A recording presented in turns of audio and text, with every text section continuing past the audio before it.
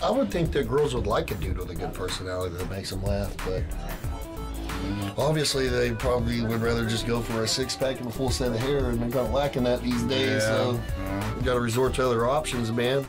Hi, I'm Zoriana, and I'm here today with Kevin, and we have a very special guest today at Just Seen It, Joe Manganiello. Yes. Most people know you from True Blood and, of course, Magic Mike, but today you're here because you directed, wrote, and produced a documentary called Le Bear. We set up cameras and captured this subculture, this world, this bubble that these guys live in that I think most people in the world have a lot of misperceptions and misunderstand. Tell me, what is it about exactly?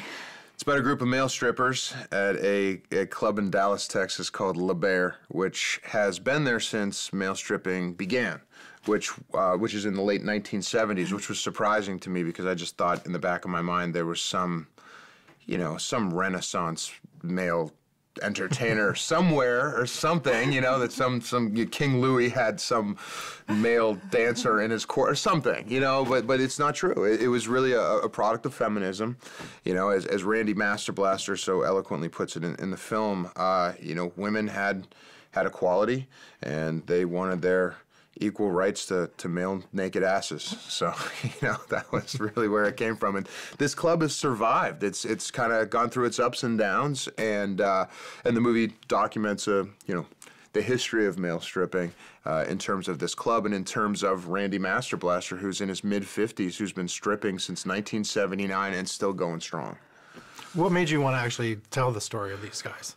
Well, when we got done with Magic Mike, there were so many conversations that I wound up having with people coming out of the theater. And what I realized was that as glossy and kind of funny and goofy as this world was, or seemingly one-dimensional, two-dimensional as this world was, it was a very effective entry point into this discussion about post-feminist male-female sex relations, and namely, how no matter how much work we do so that everyone is equal, we're very different, and namely how our fantasies respectively manifest themselves in a male strip club versus a female strip club. They're very different. The vibe is very different. The job is very different. The routines are very different, and I thought it was a really interesting conversation to start having. And so I had heard about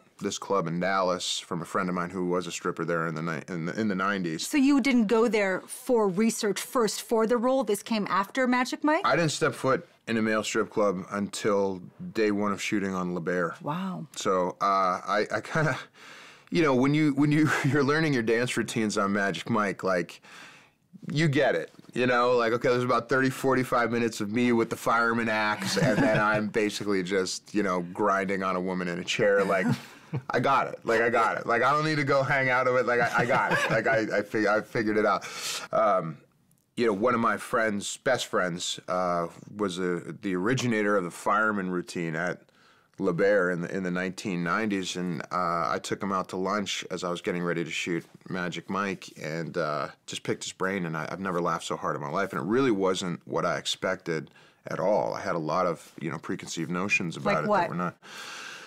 Well, you think that these are sleazy guys who are taking advantage of women or mistreating women, and that may be the case somewhere else. Maybe it's some Vegas club. Maybe that's actually the MO. But at this club and with this group of guys, that's not really what it's about. It's about the secret is treating women right.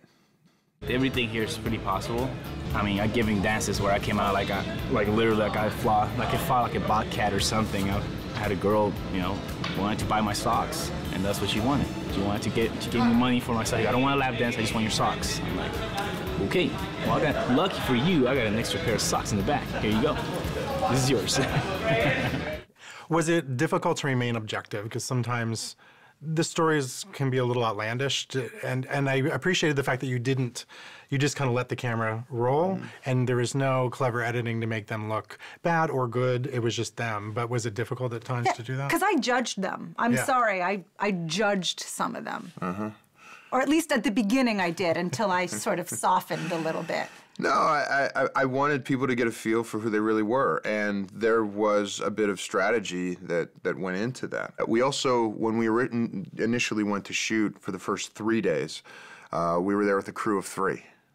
And so it was very bare bones for a reason, because I didn't want these guys to feel like there was a big crew around filming. I wanted it to be very guerrilla, very almost like hidden camera style. It was all very, calculated, because I wanted people to spend 90 minutes in their world, in this bubble, without any type of distraction. The way that these guys are, I wanted a no holds barred, really, pure experience for the audience. So your directorial debut, did you always want to make that transition? Was that always part of the grand plan for you? Well, I've been directing since high school. I had like my own mini studio in high school, and I actually backdoored into acting through directing and writing and filmmaking. That's actually how I really, how I guess the art form first manifested itself. I would sleep with a pad and a pen next to the bed. And I would write TV shows for all my friends to star in at school, and borrow cameras on the weekends and film movies. I made full-length movies in high school with sound effects and soundtrack and special effects, and we figured out how to make homemade squibs we'd fill condoms with red food coloring and Karo syrup, and we'd attach them to like metal cookie tins and tape them like over our hearts and kneecaps and stuff, and with a firecracker. So you'd have to get the camera rolling, and you'd lean your hand. Somebody would have to lean their hand in with the lighter and hit the fuse and get their hand out in time, and we could make the skin flap and blood squirt, and So we're going to shift gears for a second. Okay. I bought your book. Yes. And I started the workout. But what I found interesting about it is it isn't just a workout book. It's, you go into your history and the things that you struggle with and the things you got over. And I found it very inspiring. It hit a lot of things that I'm struggling with, or I struggle with. So when you got the role of Flash in Spider-Man, you had a little dark time after that. Yeah, Can you kind of just talk about that a little bit? Well, there's that phrase, youth is wasted on the young. And I think that the trick of that is that a lot of times when we're young, we're trying to see what we can get away with. And there was a paradigm shift that happened for me, because people always use the word potential to describe this. You have so much potential. And I would take pride in that. Kind of like, yeah, I do. And then when you get a little bit older, you realize potential is a negative word, because it means that there is something unrealized, and that I was sitting on top of this potential and wasn't developing it. And so there was a shift that happened somewhere around there, where I had to shift from trying to see what I could get away with into once and for all seeing what I could actually do, what I could actually become. When I got True Blood, I was 33 years old, and I honestly, in the back of my mind, thought, I'm past my prime. I didn't understand that it wasn't over.